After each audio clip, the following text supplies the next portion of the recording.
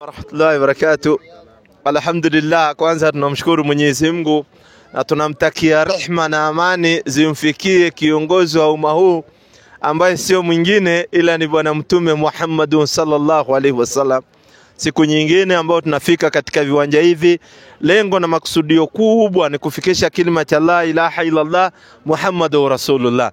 Mimi wananiita Salim, kawaida sijui wanakuita nani? Sylvester. Kuna Sylvester Stallone. Sylvester we. Muislamu, Mkristo? Mkristo, asante sana. Swali gani ungependa kuwauliza Waislamu kwa niaba ya walimu? Mimi ndio nimesimama kwa leo. Jana nilisikia mkisema hakuna jina ya Mungu ni Allah na hakuna jina ingine. Hata kwa Biblia mkasema hakuna ingine isipokuwa hiyo Allah. Kwa Biblia hatujajua, labda ukituonyesha hatuna wasiwasi, ila sisi tumeambiwa tumuombe Mwenyezi Mungu kwa jina la Allah. Tunaambiwa kul huwallahu ahad, Allahu samad, lam yalid wa lam yulad wa lam yakul lahu kufuwan ahad, kwamba yeye Mwenyezi Mungu anaitwa Allah. 17:110. Tena tukaambiwa tumuombe kwa jina la Allah. Unaona, ndio jina tuliopewa. Na cha ajabu, dunia mzima, uwe Mkamba, uwe Mkikuyu, uwe Msomali, uwe Mwarabu, uwe Mjaluo, uwe kabila yote unaijua duniani, wanamuita Allah. Ndio unasikia ikifika saa Allahu Akbar, Allahu Akbar. Naona wote wanamuita Allah dunia mzima. Maana yake tunatumia lugha moja ya kumuita Mwenyezi Mungu. Sikiza inasemaje? Kwa jina la Mwenyezi Mungu mwingi wa rehema na mwenye kurehemu. Naam. Sema, muombeni Mwenyezi Mungu kwa jina la Allah. Sikiza, muombeni Mwenyezi Mungu kwa jina la Allah. Na ndio unaona tukimwabudu Mwenyezi Mungu tunamuomba kwa jina la Allah. Dunia nzima tunatumia lugha moja. Na Biblia inasemaje? 3:9 Sefania. Tumsaidie kitu kidogo hapa kwa Biblia. 3:9 Sefania. Sikiza. Na uniambie nani hao wanaoambiwa dunia nzima wanatumia lugha moja katika nia moja ya kumwabudu Mwenyezi Mungu na kumuita Mwenyezi Mungu. Yaani cha ajabu, utaenda upate Masai, Kajiado, Muislamu akifika wakati anasema Allahu Akbar, Allahu Akbar. Ukienda kwa Mturukana huko Rodwa, Allahu Akbar, Allahu Akbar. Ukienda Sambulu, Allahu Akbar, Allahu Akbar. Ukienda Mandela, Allahu Akbar, Allahu Akbar. Wote wanamtumia jina la Allah. Ukitoka hapa uende Rwanda utapata Allahu Akbar, Allahu Akbar. Utoke Rwanda uende Kongo, hivyo hivyo. Dunia mzima wanatumia jina moja. Lakini we toka Kenya, Mkristo, uingie Kongo, hata ujui wanamuita Mungu namna gani huko. Wakristo wa Kongo wanamuita Mungu aje? Una habari? 3:9 Sefania. Inasema kwenye kuandika maana hapa ndipo nitakapowarudishia mataifa lugha iliyo safi. Sikiza, inasema hapo ndipo nitakapowarudishia mataifa lugha iliyo safi. Mataifa watarudishiwa lugha iliyo safi. Sikiza sasa habari. Wapate kuliitia jina la Bwana. Wapate kuliitia jina la Bwana.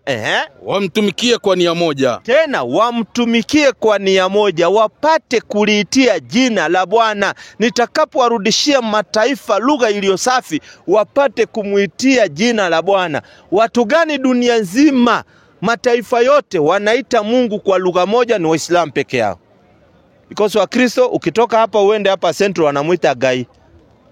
Ukitoka hapo Central kimbia hapa Wajaluo wanamuita Nyasai. Ukitoka hapo sijui uende kwa wengine wanayao kivyao, Morungu. Ukitoka hapo uende kwa Waluya wanamuita Were. Yaani hawatumii lugha moja. Lakini wewe enda kwa Mluya Muislamu, Allah. Enda kwa Mkikuyu Muislamu, Allah. Wote wanamuita kwa lugha moja, wamtumikie kwa nia moja. Ndio unaona Sefania anasema hapo ndipo nitakapowarudishia mataifa lugha moja iliyo safi, wapate kuliitia jina la Mungu. Ndio Waislamu wanatumia lugha moja. Hebu soma kitabu ya Kutoka 6:2. 6:2 Kutoka. 6:2 Kutoka. Anataka mambo ya Yehova. 6:2.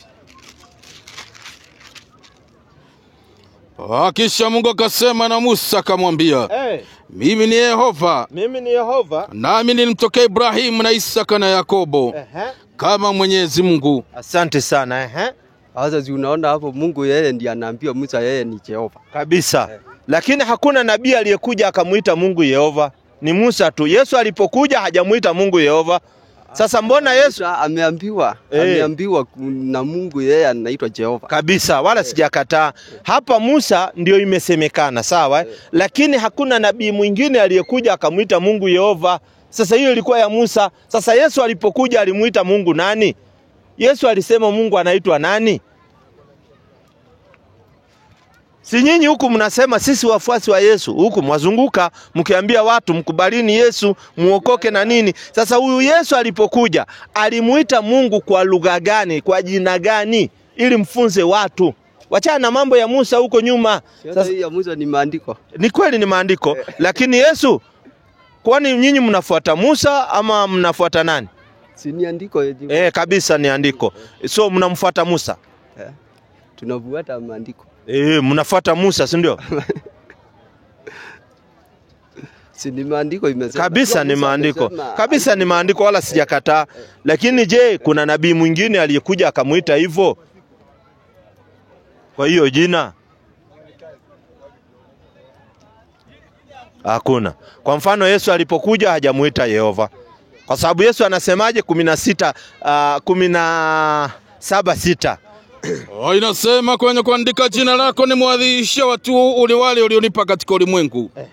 Walikuwa wako kanipa mimi. 17:6. Jina lako nimewadhihirishia watu wale ulionipa katika ulimwengu. Yesu anasema jina lako Mungu nimewapatia watu wale ulionipa katika ulimwengu. Na ndio huwa tu anasema nyinyi wa Kristo sio wafuasi wa Yesu. Kama mungekuwa wafuasi wa Yesu mungelijua jina la Mungu ambao Yesu alipatiana. Hamna habari. Muna habari? Hamna. Pili, Wakristo wengi siku hizi hawamtambui Mungu, wanamtambua Yesu. Wamemwacha Mungu. Tembea kokote utakapotembea watasema unaona Yesu ametunyeshea mvua, unaona Yesu ametubariki, unaona Yesu atatupatia hii. Wamemsahau Mungu kabisa. Wamemweka Mungu kando, wamechukua kiumbe cha Mungu. Hiyo ndio tatizo. Mulimwacha Mungu mkachukua kiumbe cha Mungu ambacho hiki kiumbe hakiwezi wasaidia. Atakaye wasaidia ni Mungu peke yake. Hiyo ndio kosa kubwa mliolifanya. Na ndio unaona nyinyi ni innocent. Hamkujua hii ni mambo yaliyopangwa ili mkuje muondolewe katika neema ya Mwenyezi Mungu. Mkaletewa, mkaambiwa sasa nyinyi mkubalini kuna mtu anaitwa Yesu na nini na nini, mkaja mkaenda, leo mpaka nyimbo mmetunga.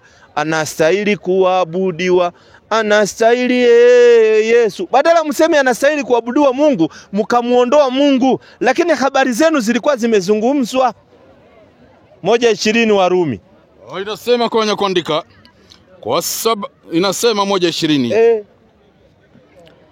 Ama 1:18 mwanzo. Kwa sababu walipomjua Mungu hawakumtukuza kama ndiye Mungu wala kumshukuru. Angalia, wakati mlimjua Mungu hamkumtukuza Mungu kama ndiye Mungu, wala nyinyi hamkumshukuru Mungu. Mnashukurungu kiumbe. Badala mshukuru Mungu mnashukuru kiumbe.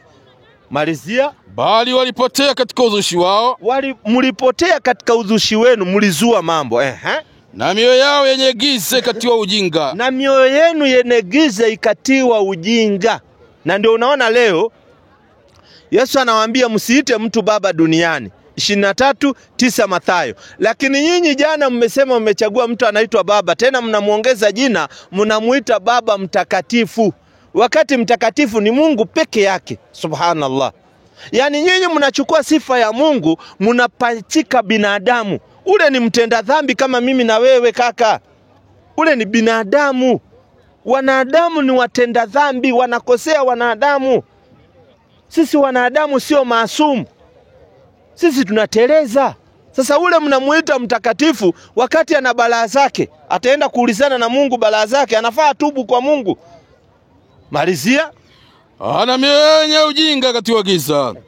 wakijinena kuwa wenye hekima walipumbazika, wakaubadili utukufu wa Mungu asio na uharibifu kwa mfano wa sura ya binadamu ile una uharibifu. Sikiliza, wakabadilisha utukufu wa Mungu asiye na uharibifu kwa sura ya binadamu ambaye yuko na uharibifu. Leo ukisimamisha Mkristo atakwambia Yesu ni Mungu 100% na Yesu ni mwanadamu 100%. Maanake wakabadilisha utukufu wa Mungu kwa sura ya binadamu ambao binadamu ako na uharibifu. Malizia usikie. Na ya ndege, na ya ndege, na ya wanyama, na ya wanyama, na vitambaavyo, na vitambaavyo. Ya ndege kama hujajua ni pale mnaposema Mungu ni roho. Mnasema Mungu ni wasijui ni nini, ni watatu. Mnasema kuna Mungu Baba, Mungu Roho. Hapo kwa ndege nyinyi mnasema akaona roho wa Mungu akishuka kama nini? Hua. Kama hua. Yani alishuka kama ndege. Yani nyinyi mnabadilisha utukufu wa Mungu na mfanya mpaka ndege ya angani. Malizia. Kwa ajili ya hayo, kwa ajili ya hayo Mungu aliwaacha katika tamaa za mioyo yao. Mungu akawaacha katika tamaa za mioyo yenu. Waufuate uchafu. Mkafuata uchafu. Hata mkavunjiana heshima miili yao. Hata mkavunjiana heshima miili yenu. Kwa maana walibadili kweli ya Mungu kuwa uongo. Sikiza, watu walibadilisha ukweli ya Mungu kuwa uongo, na uongo ndio unasambaa haraka. Uongo unasambaa haraka. Leo hapa ningependa kukudanganya pangejaa watu. Manake natengeneza viwete wangu watatu na waambia watembee hivi, na waambia receive. Ama wengine siku hizi naona wanarusha teke hivi watu wanaanguka. Sijui lilitoka wapi. Hakuna nabii alikuwa anaangusha watu. Hii ni kadabla. Unaona? Lakini hapa kwa Biblia hujanionyesha mahali Mungu anavaa aitwa nani hapa kwa Biblia. Ni kulingana na mimi imeelezewa inafaa aitwa Jehova. Mwenyewe ndiye ameelezea. Wala sina tatizo, ndio nikakwambia Yesu mwenyewe hakuelezea. So Yesu hakujua Mungu anafaa kuitwa nani. Sasa nyinyi mnasema mnaabudu Mungu, sio Yesu. Tuabudu Yesu, tunaabudu Mungu. Na sio Muhammad. Sasa kama Mungu yeye amesema aitwe Jehova, mbona unataka kujua Yesu kama alisema aitwa nani? Kwa sababu Yesu alikuwa mwalimu. Na mwalimu kama yeye mwenyewe hakufunza, na Yesu anasemaje 11:29 Mathayo. Anasema tujifunze kwake. Sasa kama yeye hajafunza, sasa watu watajifunza wapi? Yesu hajasema muende mkajifunze kwa Musa. Yesu amesemaje 11:29? Inasema kwenye kuandika. Inasema jitieni nira yangu mjifunze kwangu. Jitieni nira yangu mjifunze kwangu. Yesu anasema tujifunze kwa nani? Wake. Wapi Yesu alitufunza Mungu anaitwa nani? Ama pia yeye hakuwa na kope? Manake yeye ndio mwalimu amesema. Tena 13:13 Mathayo Yohana anasema mwaniita mwalimu na nanyi mwanena vyema kwa sababu ndivyo nilivyo. Sasa yeye anasema lazima tumfuate yeye alichokifunza yeye. Yeye alifunza Mungu anaitwaje 27:45, hakufunza Yehova. Yehova ni yako. Sikiza venye anasema. Yeye alimuita Mungu nani? Sikiza Yesu aliita nani? Inasema kwenye kuandika. 45. 27:45. Inasema basi tangu saa 6 palikuwa na giza juu ya nchi yote hata saa 9. Na kama saa 9 Yesu akapaza sauti yake kwa nguvu akisema Eloi Eloi lama sabakitani. Yani Mungu wangu, Mungu wangu. Kumbe Yesu alimuita Mungu nani? Mungu wangu. Rudia usikie. Basi tangu saa 6 palikuwa na giza juu ya nchi yote hata saa 9. Na kama saa 9 Yesu akapaza sauti yake kwa nguvu akisema Eloi Eloi. Kumbe Yesu anamuita Mungu nani? Eloi. Na wewe umeniambia ni Yehova.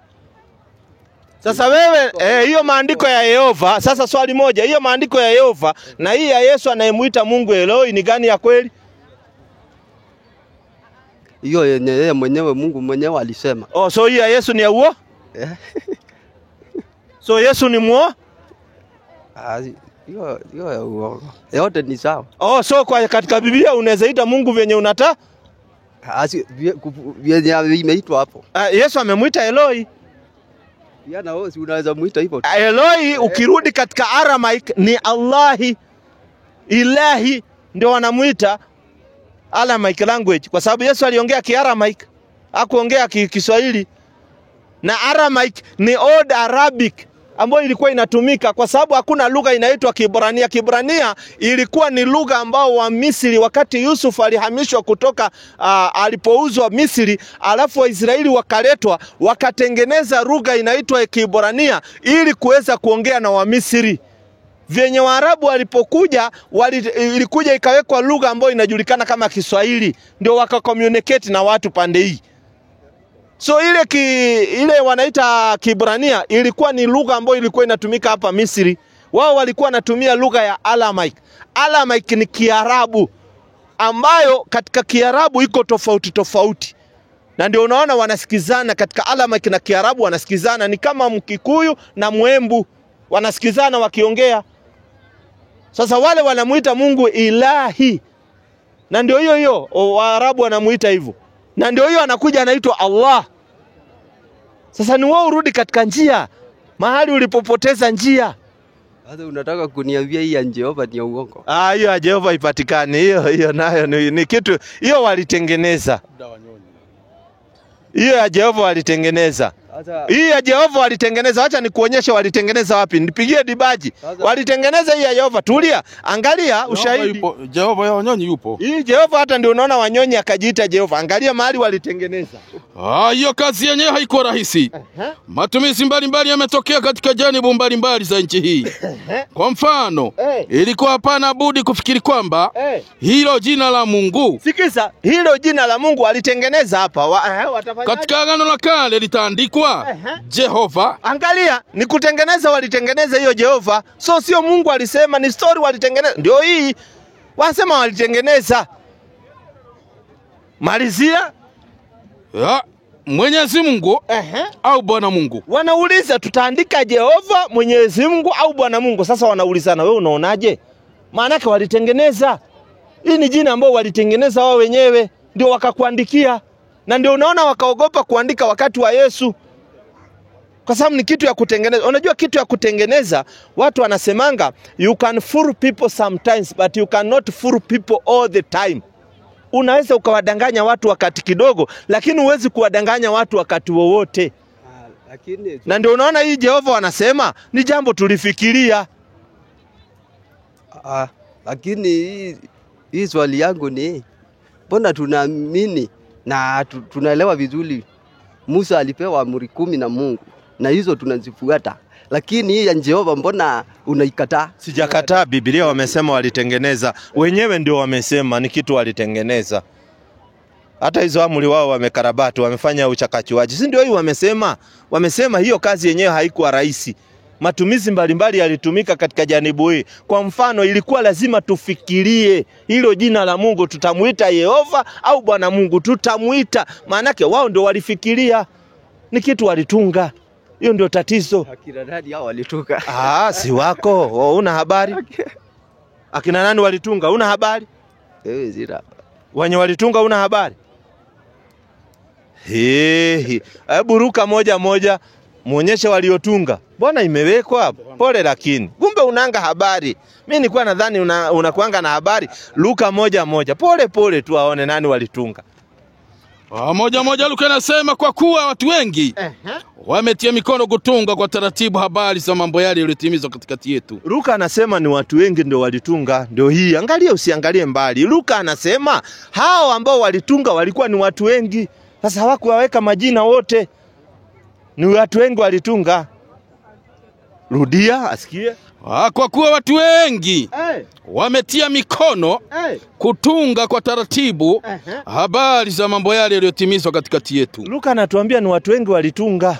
Naye pia akaingia miongoni mwa watungaji. Malizia. Kama walivyotuhadithia wale waliokuwa mashahidi wenye kuyaona. Anasema walikuwa wanapewa hadithi njoo. Na watumishi wa lile neno tokea mwanzo. Nimeona vyema na mimi, kwa kuwa nimejitafutia usahihi wa mambo haya yote tangu mwanzo, kukuandikia kwa taratibu Theophilo mtukufu. Anasema walitunga. Sasa wewe nikikwambia tunga insa, hiyo maneno ni ya kweli? Lakini hiyo sio Yesu amesema. Si ni waandishi. Yesu angesemaje na Yesu sio mwandishi? Yesu ana habari gani? Yesu mwenyewe hana habari na kitabu inaitwa Biblia. Yesu hana habari na kitabu inaitwa Biblia, wala hakuna nabii aliyetumwa na Mungu ako na habari kwa kitabu kinachoitwa Biblia. Hakuna huyo nabii. Hakuna nabii aliyetumwa na Mungu duniani ana habari ya kitabu kinaitwa Biblia. Biblia inatokana na neno Biblos, maana yake mkusanyiko wa vitabu uliokaliwa chini ukatengenezwa, alafu imetokana na King James Version iliyotengenezwa 1611. Alafu hii ya Kiswahili ikaitwa mabishop kutoka hapa Tanzania wakaenda wakakaa chini wakatafsiri namna walivyotaka. Na ndio unaona kwa Kiswahili wakaweka neno injili. Na kwa Kizungu hakuna neno injili, kuna neno gospel. Gospel kwa Kizungu kizuri, kwa sababu hiyo Kizungu walikuwa wametoa kwa hii Kizungu ya Ujerumani, ilikuwa ni maneno wanaiga kutoka Ujerumani. Gospel maana yake ni good story. Ni story nzuri. It's not a book. Sasa hao wa Kiswahili wakapachika neno injili ambao haipatikani kwa ya Kiingereza. Wakati wao wamekope kutoka kwa Kiingereza, maana yake pia wao waliongeza yao namna walivyokuwa wanataka. Na pia Qur'ani si iliandikwa hivyo tu. Hapana, Qur'ani imeandikwa hivi 42:7 Qur'ani. Wewe Qur'ani jaandikwa hivyo 42:7 kwanza Qur'ani. Sikiza habari. Qur'ani ni bahari kubwa. Qur'ani bahari kubwa. Tena sikiza Qur'ani. Wewe. Kwa jina la Mwenyezi Mungu mwingi wa rehema na mwenye kurehemu. Na namna hivi tumekufunika Qur'ani kwa Kiarabu. Tena Qur'ani imeteremka kwa lugha ya Kiarabu. Si ati imeteremka kwa lugha nyingine ati watu wakakaa chini wakapanga, hapana. Imeteremka kwa lugha ya Kiarabu. Na Qur'ani peke yake ndio inasema 2 Qur'ani. Na ndio bado ina lugha yake original. Na ndio ina bado lugha yake original mpaka leo. Mpaka leo inabaki na lugha yake original ya Kiarabu. Na Qur'ani ni kitabu ambao kimekamilika, hakina dosari ndani yake. 2 Qur'ani. Alafu waandishi wake sio kama akina Luka ambao wakufikiria. Sikiza, 2 Qur'ani. Kwa jina la Mwenyezi Mungu mwingi wa rehema na mwenye kurehemu. Hiki ni kitabu kisichokuwa na shaka ndani yake. Rudia asikie. Hiki ni kitabu kisichokuwa na shaka ndani yake. Yaani Qur'ani unaambiwa haina shaka yoyote ndani yake. Maneno yake yametengenezwa tena yakanyooka.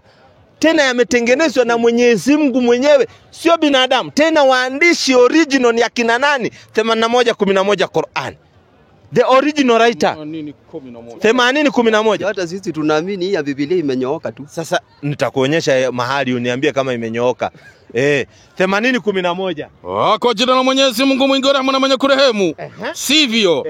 Hakika hii Qur'ani ni nasaha. Yani mawaidha. Basi kila pendaye atawaidhika, asiyetaka basi mwachilie mbali. Mawaidha haya yanatoka katika kurasa zilizoheshimiwa, zilizotukuzwa, zilizotakaswa, zilizomo mikononi mwa malaika waandishi wa Mwenyezi Mungu. Tulia. Tunaambiwa Qur'ani waandishi wake ni malaika wa Mwenyezi Mungu, ndo wanaandika, ambao hao malisia usikia malaika ni wa aina gani? Watukufu. Tena hao malaika ambao ni waandishi ni watukufu, tena wacha Mungu. Tena wale malaika ni wacha Mungu, ndio waandishi. Tena hawaasi. Ndio wameandika hii Qur'ani, kisha ikateremshwa ikaja kwa kifua cha mja ambaye amechaguliwa na Mwenyezi Mungu, anaitwa Bwana Mtume Muhammad sallallahu alaihi wasallam. Tena mwenye kuileta ni malaika mtukufu, amiri wa malaika ambaye anaitwa malaika Jibril. 26:199. Tumpe vitu kidogo alafu nirudi kwa Biblia, ameniambia imenyooka. Kijana anajiamini. Sikiza 92 anza. Kwa jina la Mwenyezi Mungu mwingi wa rehema na mwenye kurehemu. Na bila shaka hii Qur'ani ni uteremsho wa Mola wa ulimwengu wote. Tena hii Qur'ani sasa ni uteremsho wa Mwenyezi Mungu, Mola wa ulimwengu wote ndio ameteremsha Qur'ani, sio story za watu kufikiria. Malizia. Ameteremsha haya muhuisha sheria mwaminifu Jibril. Tena huyu Jibril ni mwaminifu, ndiye anateremsha kwa Bwana Mtume Muhammad sallallahu alaihi wasallam. Malizia. Juu ya moyo wako. Tena ameteremsha juu ya moyo wa Mtume Muhammad sallallahu alaihi wasallam. Ili uwe miongoni mwa waonyaji. Kwa lugha ya Kiarabu waziwazi. Tena kwa lugha ya Kiarabu, haikuteremka kwa lugha ya Kikuyu. Kwa lugha ya Kiarabu. Sasa hii Biblia iliteremka kwa lugha gani? Iliteremka kwa lugha ya Kikuyu, Kizungu ama lugha gani? Wewe mwenyewe unaona huna habari. Huna habari. Pili, umeniambia hii Biblia imenyooka. Unamjua Yuda? Hata Yuda unamjua? hata hapa umeniambia. Sasa tuanze na hii Torati ya Musa. Si hata yeye aliteremshwa. Musa aliteremsha Taurati na haiko katika Biblia. Biblia kuna kitu wanadanganya wanaita kumbukumbu la Taurati. Ni uchakachuaji, ni magugu walioweka. Musa hajateremshwa kitu inaitwa kumbukumbu ya Taurati. Nabii Musa alayhi salam aliteremshwa kitabu kimoja ambacho kiliitwa Taurati. Sio kumbukumbu au Mwanzo, hajateremshwa vitabu kama hizo. Musa ameteremshwa kitabu moja kinaitwa Taurati. Hii nyingine ni story wanapeana. Sasa swali, wewe umeniambia hii Biblia imenyooka, si ni kweli? Ama tena umepinduka? Imenyooka. Imenyooka? Kabisa. Unamjua Yuda aliyemsaliti Yesu? Unamjua umjui? Namjua. Usione haya. Unamjua Yuda? Namjua. Huyu Yuda alikufa kifo ya aina gani? Sasa si mnaamini Yesu hakukufa sasa? Mimi nimeuliza swali. Kuniuliza nyinyi mnaamini hakukufa? Ili ndio nielewe na niamini, ndio nauliza sasa ndio nielewe. Swali yangu ndogo, huyu Yuda aliyemsaliti Yesu alikufa kifo gani? Hapo kwa kifo yake sasa mimi sijui. Huna habari? Sina habari. Na wewe ni Mkristo? Pole lakini. So karibu sana katika Uislamu. Nakaribisha katika Uislamu. Dini ambayo haina kona kona, ni dini ya Mwenyezi Mungu na ni dini yako. Ni vyenye wewe haujajua. 30 Qur'ani sura Rum. Daka 30 Qur'ani ni vyenye wewe hujajua. La ungelikuwa umejua, ungelijua thawabu ambazo ziko katika Uislamu. Hauwezi kupata sehemu yoyote duniani. Yani dini peke yake Mwenyezi Mungu anawahusia watu wawe katika Uislamu, wawe katika kunyenyekea katika amri za Mwenyezi Mungu. Na saa hii alhamdulillah tumekaribia watu wanaanza kuenda hija, wanaenda kuhiji huko Maka. Naona yani dini iko na utaratibu wake, haiendi na fikra za watu, inaenda na fikra ambao Mwenyezi Mungu ameipangilia na akaweka na kitabu mwongozo ambao kinaongoza wanadamu. Sio watu wakae chini wapange namna watakavyofanya, hapana. Kila kitu kimeelezwa. Saa hii watu wanaanza kujipanga watoke waende hija. Manake tunaingia Dhulhijja. Unaona Pole lakini unajua ni vyenye tu hukujua 30 kwa jina la Mwenyezi Mungu mwingi wa rehema na mwenye kurehemu.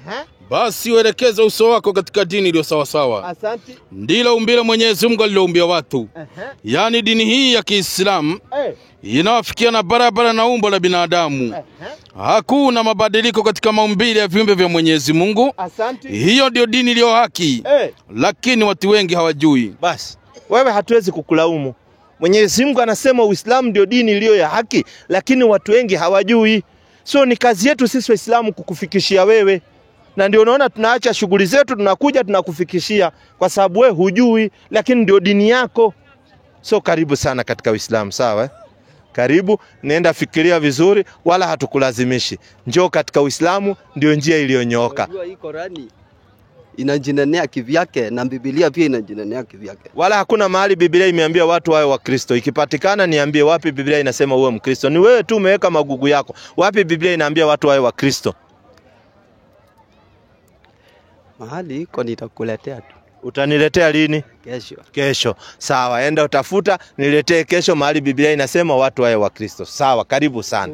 Jana simulikuwa mmesema Jehova kuna hata kwa Biblia. Jehova tumeona ni kutengeneza, walitengeneza. Nimepatikana walitengeneza. Ni wao ndio wamesema walitengeneza hilo jina.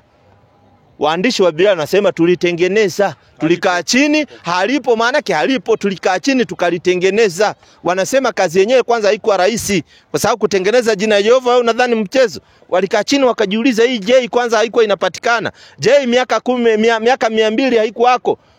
Miaka 2000 J haikuwako. J ni imekuja kuletwa juzi katika majina. Sasa wakaona wacha tulitengeneze, wakalikalia chini wakatengeneza wakalipachika. So usijali ni kitu wametengeneza. So kesho njoo nitafutie pia mahali wanasema uwe Mkristo. Karibu sana. Haya. Mimi wananiita Salim. Niko naomba usinikaribishe sana. Hakuna tatizo lakini sauti basi weke juu. Na niko na msomaji wangu anaitwa Suleiman. Mimi naitwa Alan. Alan, asante sana. Alan, dini gani? Mimi ni Mkristo. Mkristo. Asante. Pachika swali la leo. Swali langu ni ile tu nilikuwa nakuuliza jana. Ningependa ulirejelee tena.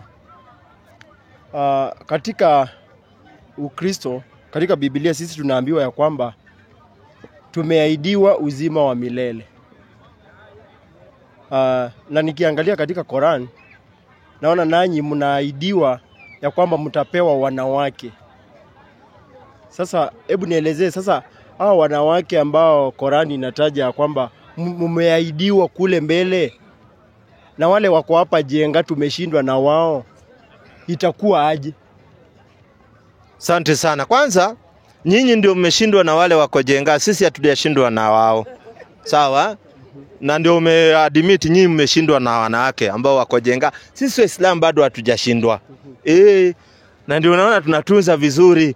So sisi Waislamu tumeahidiwa na wale wanawake ambao wako hapa duniani wataingia peponi, wanabadilishwa, wanakuwa ni miongoni mwa wanawake wa peponi, pia tunapatiwa. Inakuwa raha kuendelea mbele. Na pia ukisema Wakristo wameahidiwa uzima wa milele, hata watu wa motoni watakaa uzima wa milele, maanake watakaa milele, ni kitu ambacho hakina mwisho. Waislamu tunaambiwa aje 43:68 Qur'an. Bi maana hakutakuwa na kifo tena. Hakutakuwa na kifo tena. Watu wa motoni wataishi milele, watu wa peponi wataishi milele. So zote tunaishi milele. Sikiza habari. 43:68 kwenye 43:68. Kwa jina la Mwenyezi Mungu mwingi wa rehema na mwenye kurehemu. Enyi waja wangu mlio wazuri. Asante. Hamtakuwa na hofu siku hiyo wala hamtahuzunika. Asante. Waja wangu ambao waliziamini aya zetu na walikuwa Waislamu kamili. Ingieni bustanini, yaani peponi, nyinyi na wake zenu mtafurahishwa humo. Kwanza peponi tunaingia na wake zetu. Mke wako kama alikuwa mcha Mungu, naye anaingia peponi. Nampata vizuri? Hapo. Nilisikia, sijui kama iko katika Qur'an. Nilisikia kwamba hao wanawake katika Qur'an inasema kwamba hawajanguzwa na yoyote. Sasa wale wako umeshawanguza huku, utaenda kuwapata pale, na hapa naona inasema ya kwamba ni wenye wako ambao hawajaguzwa na yoyote. Kabisa. Tuko nao, pia nao watabadilishwa, watakuwa bikra. Hapa imesema wanawake. Kabisa. Kabisa tunaingia nao. Ndio sasa nakuambia mambo ya peponi. Safiri Suratul Rahman. Pole pole tu wanabadilishwa, wanakuwa bikra. Na wale wa peponi pia tunapatiwa. Unajua sasa nyinyi mnasema mmeshindwa hapa duniani. Sasa nyinyi hata kule hampati. Sisi zote tunapewa. Sasa wale wanawake wanataka waende wapi? Sasa tulieni nyie hivyo hivyo wa Kristo. Wenu simulete. Wenu tunaleta tu huku. Sikiza inasemaje? Kwa jina la Mwenyezi Mungu mwingi wa rehema na mwenye kurehemu. Watakuwa huko wanawake watulizao macho yao. Tena wale wanawake watakuwa wanatuliza macho yetu. Allahu Akbar. Allahu Akbar. Yaani unatulia tu. Yaani raha kuendelea mbele kwa sababu tulifanya kazi duniani, tulimwabudu Mwenyezi Mungu. Malizia. Binadamu yeyote hajawagusa kabla yao hao waume zao wala jini. Sikiza, hawajaguswa hata na jini. Yaani wako safi vile vile Mwenyezi Mungu alivyowaumba. Wako pale pale, wale tumewekewa kiporo, wako pale pale. Sikiza habari. Basi ipi katika neema ya Mola wenu mnawekanusha? Yaani hii ni neema ya Mwenyezi Mungu. Sasa utakanushaje neema ya Mwenyezi Mungu? Na ni Mungu ameridhia kuwapatia wale wacha Mungu. Yaani kwa ajili walijinyima hapa duniani, hawakufanya zinaa, hawakufanya machafu, walistick na mke wake wa halali, naye akienda kule anabadilishwa, anakuwa katika miongoni mwa wale hululain. Kwa sababu Mwenyezi Mungu anafanya anavyotaka, ni kun fayakun. Teremka tena usikie. Inaonekana hii hapa umenogewa sana. Pole pole, unajua naye anataka hizo sifa za wanawake. Sikiza habari. Kuwa si neema yake kama kwamba wao wanawake hao ni yakuti na marijani. Asante. Basi ipo katika neema ya Mola wenu mnayokanusha kuwa si neema yake. Teremka. Hakuna malipo ya ihsani ila kulipa ihsani vile vile. Sikisa, hakuna malipo ya ihsani isipokuwa kulipa ihsani. Mlifanya vizuri, Mwenyezi Mungu anawalipa malipo mazuri. Teremka. Basi ipo katika neema ya Mola wenu mnayokanusha kuwa si neema yake. Asante. Na zaidi ya hizo yako mabustani mawili mengine. Tena kuna mabustani mawili mengine. Yani vitu vimo. Safiri. Basi ipo katika neema ya Mola wenu mnayokanusha kuwa si neema yake. Teremka. Yenye rangi nzuri ya kijani kilichowiva barabara. Asante. Basi ipo katika neema ya Mola wenu mnayokanusha kuwa si neema yake. Asante. Mna humo chemi mbili zinazofoka maji kwa nguvu. Sikiza, tena kuna chemi za maji yanateremka tu. Wewe unacheza? Tena maji yenye rangi. Tena maji yenyewe hayagandi, sio kama haya duniani ukichota na mtungi uweke wiki 3 unapata ile maji yameganda uwezi kunywa. Sio namna hivyo. Sikiza habari. Basi ipi katika neema ya Mola wenu mnayokanusha kuwa si neema yake? Teremka. Ima humo miti ya matunda kila namna na hasa mitenda na mikomamanga. Sikiza, yani kuna kukumanga mle. Tena kuna tende. Tena kuna miti ya matunda ya aina yoyote. Wewe kuna matunda hujai yaona wewe hapa Kenya kwanza. Angalia video zingine China, kuna matunda zingine wanakuza, wewe hujaiona. Tena wacha hiyo ya China. Ni zaidi ya hiyo ndio tunaipata peponi. Yani kila kitu ulitamani duniani unakipata pale. Ukisema tu unataka hiki nakuja pap.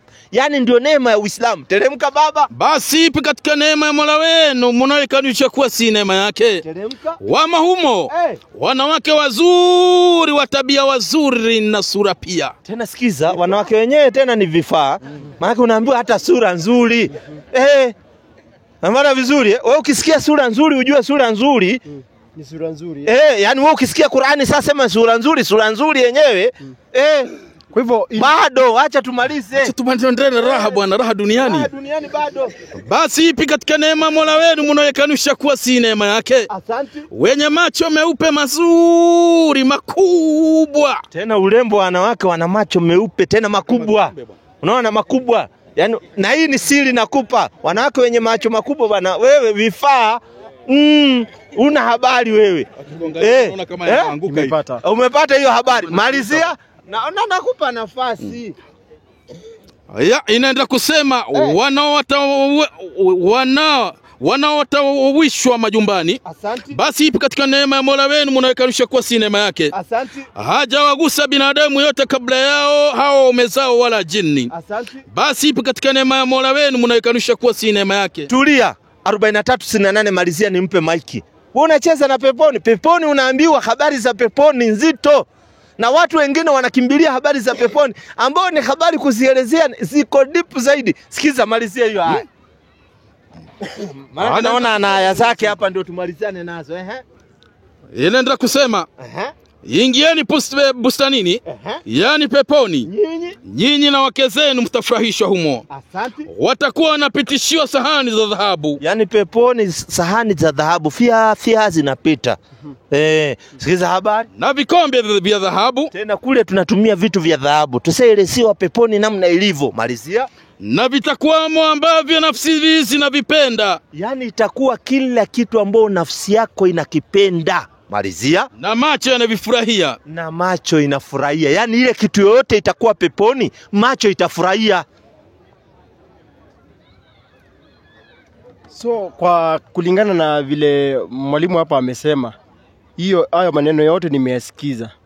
So kumaanisha ya kwamba ile malipo Waislamu watapewa mbinguni ni wanawake. It's about sex ama sio wanawake peke yake. Hiyo ni single. Hiyo ni kidogo. Si ni promise. Iko wanawake tunapewa lakini hiyo ni pati ndogo. Wewe hujasikia kuna matunda kuna nini? Tena wacha hivyo. Kuna viti vya dhahabu 15:37. Kwanza wacha mwalimu kabla aende huko. Kwanza nijibu hii. Hiyo nimeisikia. Hiyo iko. Wanawake tunapatiwa. Mbona unatuonea wivu bana? Tuonee wivu. Mbona unatuonea wivu? Yaani hiyo tunapewa hiyo. So after Waislamu kwenda kule peponi ni wanawake tu. Si wanawake tu. Unajua sasa ukiweka wanawake tu manake umeweka kikomo. Sio wanawake tu. Tunakuwa na wanawake na bado kutakuwa na vingine. Na ndio nataka nikuonyeshe kuna vitu vingi sana. Nimekuonyesha kuna vikombe vya dhahabu, kuna kila kitu nafsi inataka, kuna mito ya maji, kuna mito ya asali, kuna mito ya pombe, kuna mito ya kila kitu. Yaani wewe unacheza. Wacha hivyo. Kuna viti vya dhahabu tunakaa mle. Pia wacha hata mimi niongee. Kwa hivyo kumaanisha tukiingia Waislamu sasa malipo yetu ni wanawake. Wanawake ni pati ya malipo yetu. Mbona unachukia bana wanawake na tunawapenda bana? Sijawachukia lakini sasa tunawezaje kukaa kwa miaka mingi hapa duniani tukifanya kazi kwa ajili ya wanawake? Ala. Una habari hiyo? Ngoja kwanza. Wewe ukifanya kibarua, si unafanya unalisha mwanamke? Tuko duniani. Ala, si unamlisha? Kwa sababu tuko duniani. Na hapa duniani kuna mtu hajapata mke. Sasa atapata pia. Basi kuna haja gani nijitahidi kwa Mungu nikijua ya kwamba wanawake ndio nitapata?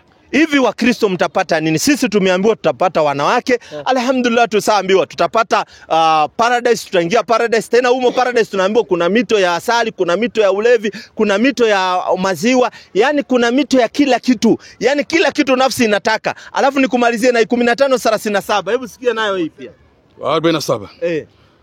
Kwa jina la Mwenyezi Mungu mwingi wa rehema na mwenye kurehemu, na tutaondoa mifundo iliyokuwa vifuani mwao. Sikiza, ile ni pati moja unastiki ya wanawake. Tena Mungu anasema ataondoa ufundo ambao iko katika vifua yetu. Yani unamchukia huyu, hiyo Mungu ataondoa. Tukiingia peponi hakuna kuchukiana bana.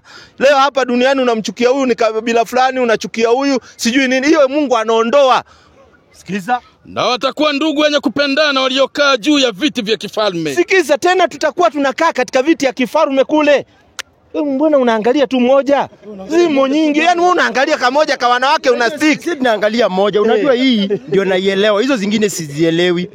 Sasa wewe unaelewa ya wanawake sana. Naelewa hii ambapo inanitatiza kwa sababu haina haja tukae duniani tunasema ya kwamba tunaenda mbinguni ama tunaenda peponi, ya kwamba tunaenda kupewa wanawake. Sisi tuna haja nayo. Na wewe ndio ukaniambia hata hapa duniani umeniambia mmechoka na wanawake. Siwe ndio ulitangulia hivyo. Nimesema hivyo kwa sababu hapa duniani nyinyi mmechoka, lakini sisi bado. Hata hapa duniani bado tujachoka na huko tukipata hatujachoka. Sisi Wakristo tumepewa mmoja. Nyinyi mmepewa kama waine. Si unaona? Kama uko na waine na bado hawajaisha hapa duniani. Tena peponi napata wengine. Kule peponi sasa hiyo ndio majibu malipo yako yote. Huo muda wote ulipoteza hapa duniani. Sio kupoteza. Wewe unasema kupoteza.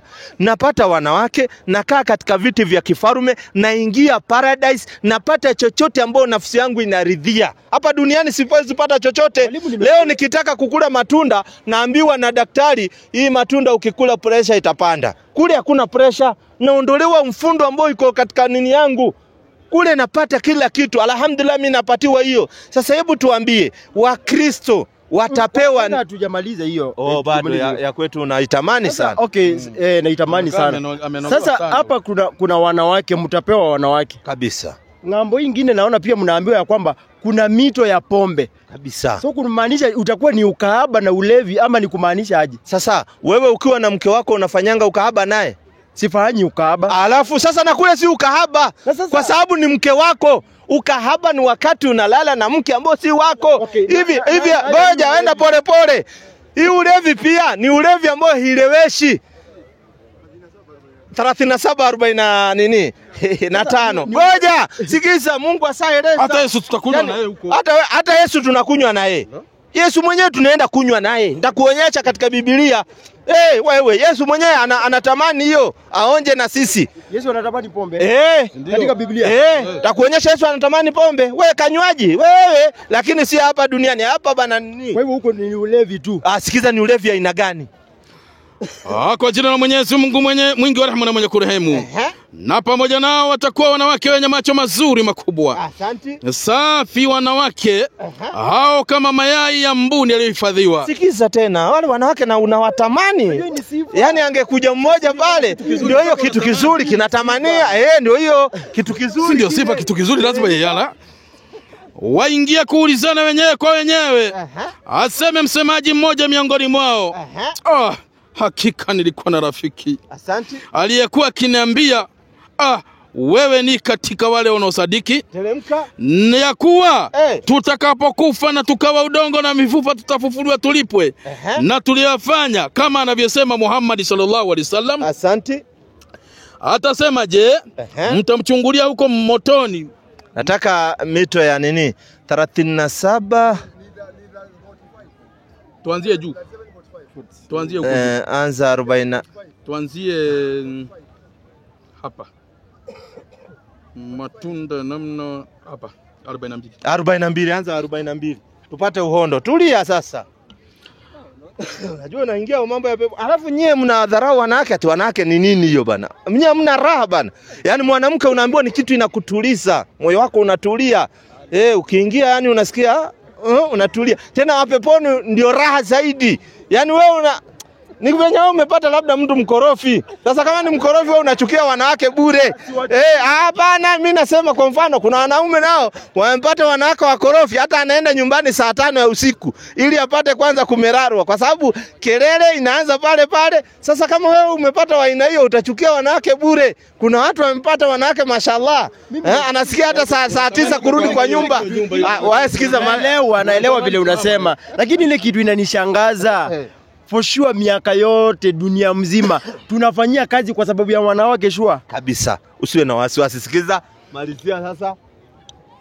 Inasema haki wala mtalipo ile yale mliokuwa mkiyafanya. Asante. Isipokuwa waja wa Mwenyezi Mungu waliotengenezwa mali zao. Hao ndio watakaopata riziki maalum. Asante. Matunda ya kila namna na wataheshimiwa katika mabustani za neema. Wako juu ya vitanda. Asante. Viti vya enzi vya fahari. Asante. Wamekabiliana wanazungumza. Tena tunaangaliana tunazungumza. Wanazungushiwa glasi zenye vinywaji safi. Tena sikiza, vinywaji ambao iko kule ni safi, tena inazungushwa. Inakuja na upepo yake cha. Wewe malizia. Vyeupe vyenye ladha kwa hao wa vinywao. Tena ziko na ladha kwa hao wa zinywao. Sio kama ya saa hii unakunywa ukiwa unawanya hivi. Ati unahunga macho unakunja uso. Ati tena imara kama simba unatembea hivi, sio hiyo. Kwa sababu ulikataa hii. Sikiza, hii iko na ladha. Malizia. Kwa vinywaji hivyo hautakuwa udhia wala kuondokwa na akili. Sikiza, haitakuwa na ulevi, yani ukinywa hakuna kuondokwa na akili. Hii saa hii ukinywa unaondokwa na akili, unaanza kujisaidia mbele ya watoto chwa, unatoa tochi yako, unafanya cha, unamaliza, unafanya hivi unarudisha mbele na unatukana watu. Hii sio hiyo, ya peponi tena radha. Yani Mungu ametengeneza pepo. Malizia. Pamoja nao watakuwa wanawake wenye macho mazuri makubwa. Tena kuna wanawake wenye macho mazuri makubwa. Tulia. So pembo itakuwa. Na Yesu aliitamani hii. Leo nionyeshe Yesu. Ngoja Mathayo. Yesu aliitamani hii. Sikiza anasemaje? Lakini nawaambieni sitakunywa kabisa tangu sasa uzao huu wa mzabibu. Yesu anasema sitakunywa tena uzao huu wa mzabibu. Uzao wa mzabibu unatoa pombe. Yesu anasema sikunywi tena hii pombe ya duniani.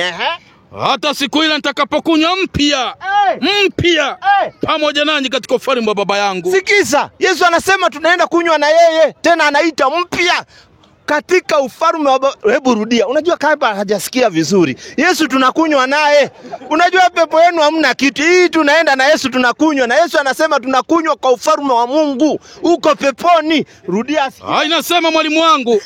Lakini nawaambieni sitakunywa kabisa tangu sasa uzao huu wa mzabibu.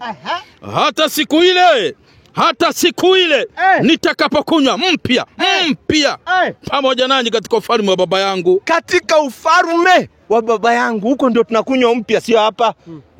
Tena anasema hapa hakunywi. So Yesu anatamani. So wewe huwezi enda pamoja na Yesu kwa sababu wewe ukunywi. Yesu si tunaenda naye ndio tunapata kinywaji mpya. Tena Yesu anasema hiyo ni mpya. Tena anasema katika ufalme, sio hapa. Ufalme wa Baba yangu. Tena anasema tutakunywa pamoja nanyi. Yesu anaenda peponi na sisi tunaenda peponi. 23:43 Luka.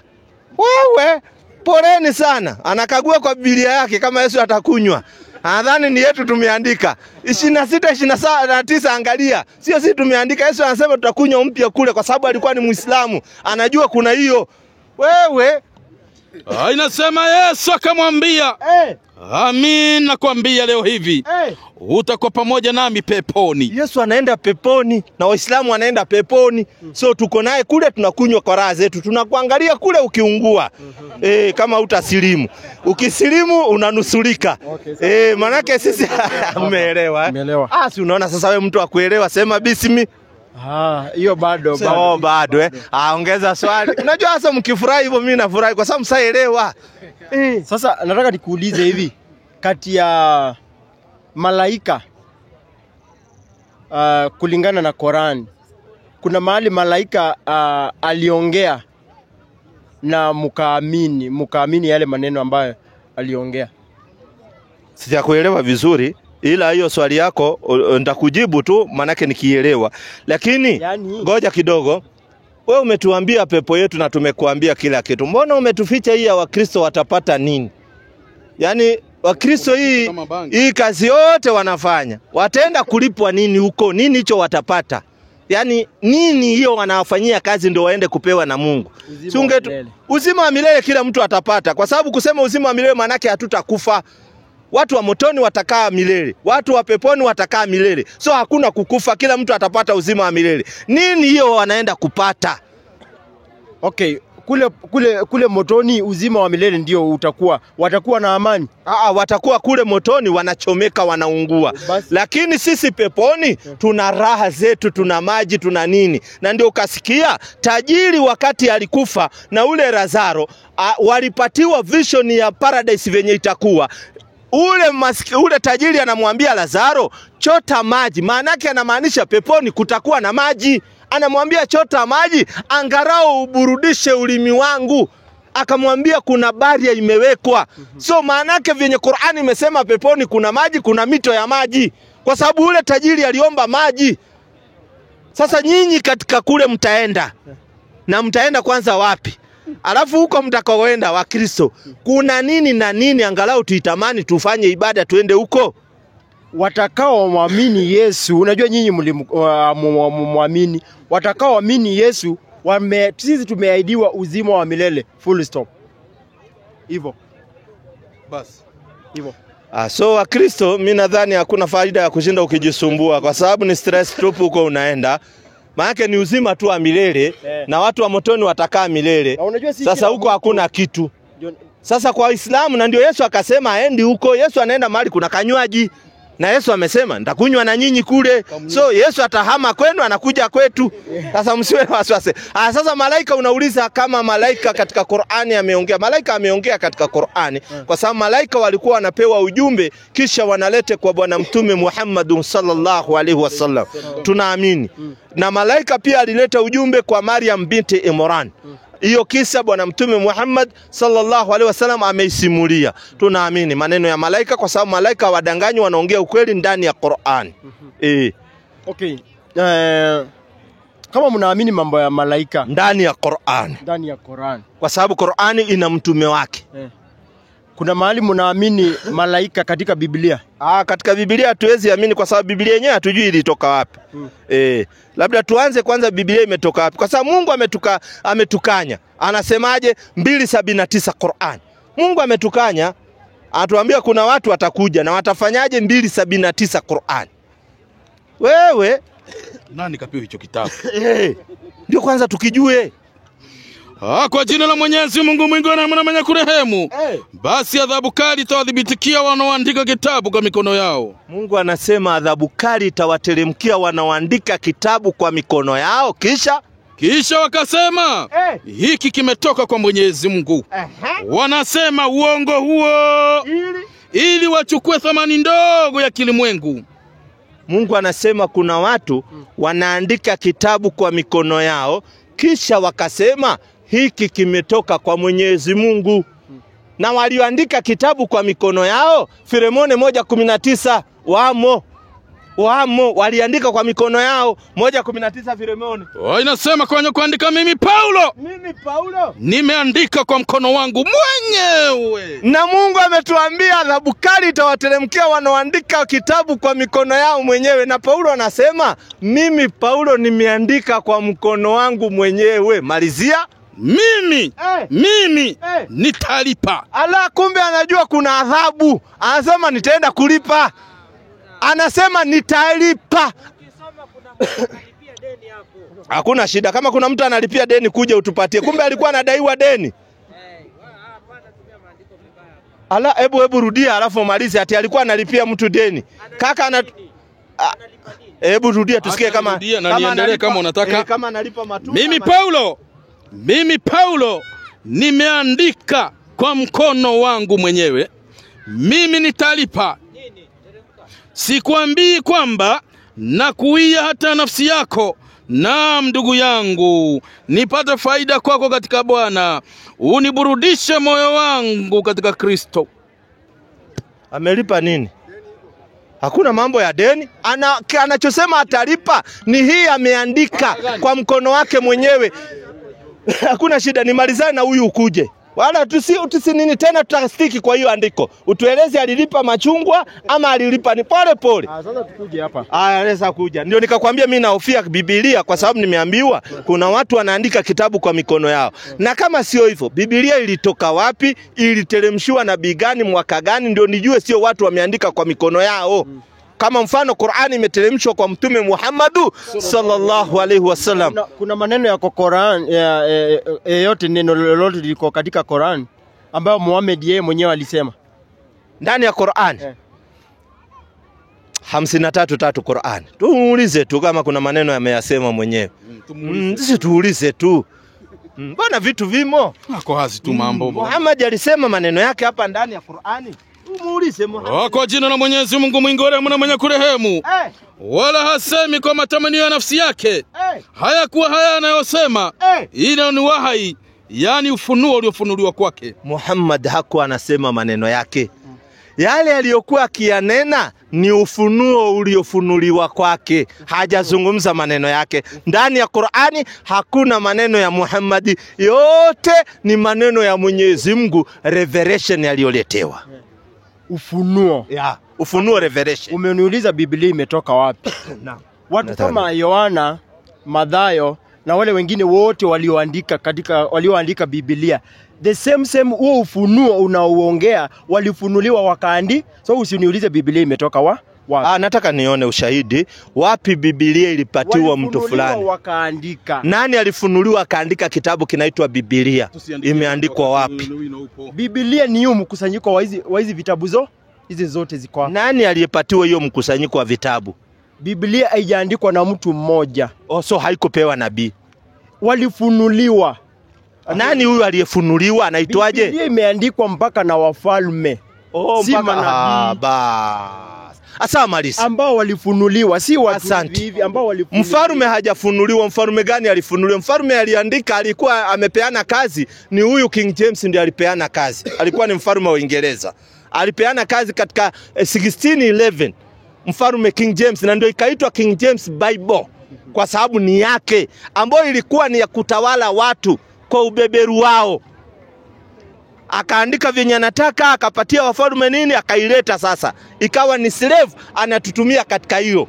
Sasa ni umekuja vizuri, Biblia imewekwa na wafalme. Asante. Injika sasa swali yako. Okay, sasa huko tutoke huko. Ile swali sasa ya malaika. Isomee Mathayo.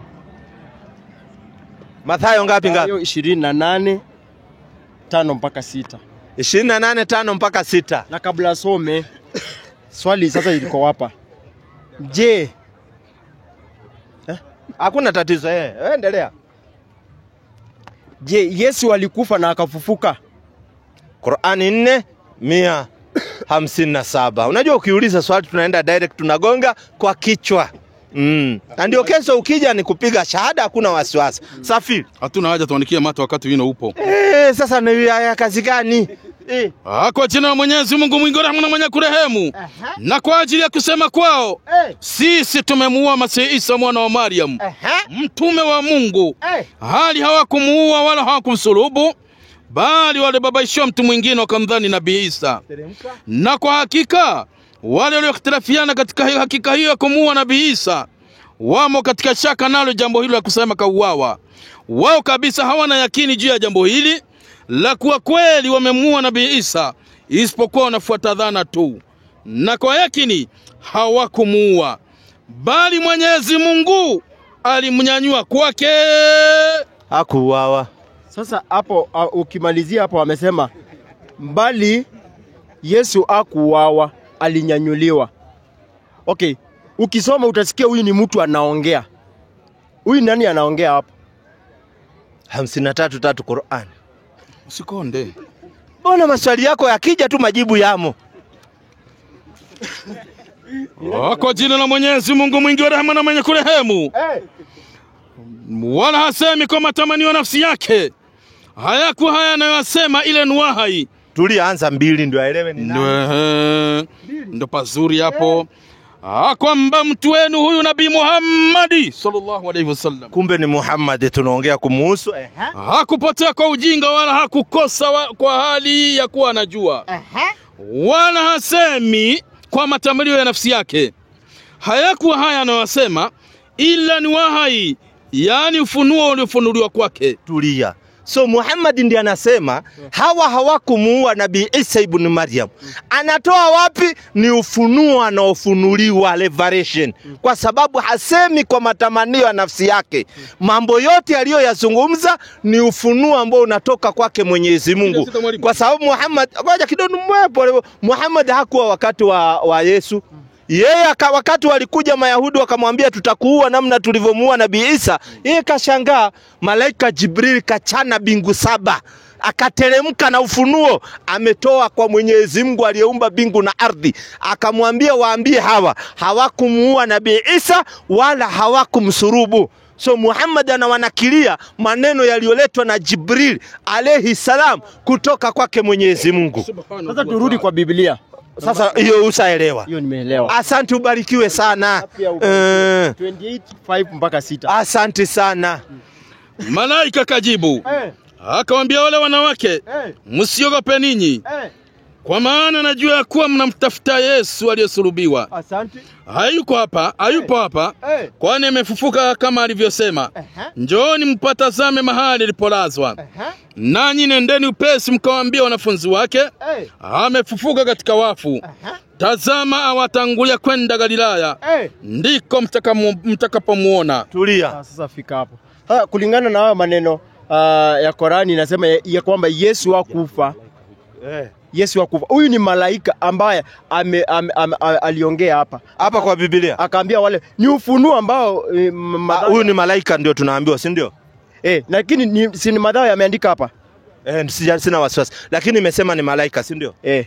Biblia inasema hata kuna mwingine anajifanya malaika pia. Tunastiki. Ndio nastiki hapa. Wacha hiyo ya kujifanya. Tuko hapa kwa hii. Malaika anasema ya kwamba Yesu ambaye mnamtafuta hayuko hapa, ameshafufuka. Kati ya hiyo ufunuo wa Muhammad na malaika, tutaamini Muhammad ama tunaamini malaika? Asante. Huyu malaika amesema amefanyaje? Amefufuka. Hebu tuulize Luka, hii kufufuka ni aina gani? Ni ya mtu aliyekufa na ni kifo gani? 15:32. Hebu sikia Luka na kufufuka si unasema kufufuka. Hebu sikia anatuambia kufufuka ni aina gani hiyo?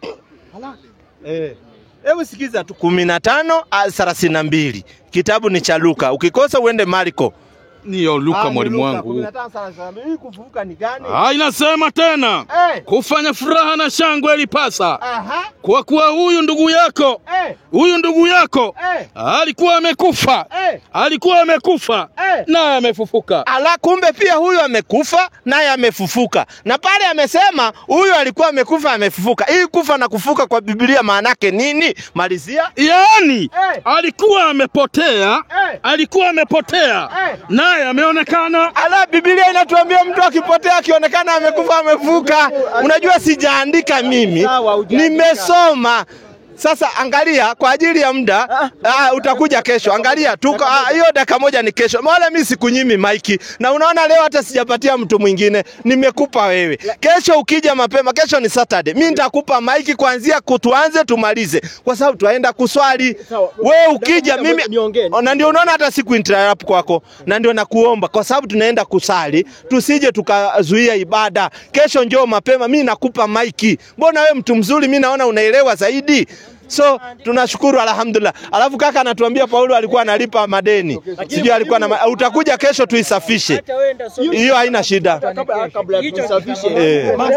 Wakati Yesu anaongea wakati wa Lazaro. Tutakuja, hakuna shida. Kesho utakuja usafishe alhamdulillah mpaka kesho hapo mapema inshallah. Assalamu alaikum warahmatullahi wabarakatuh.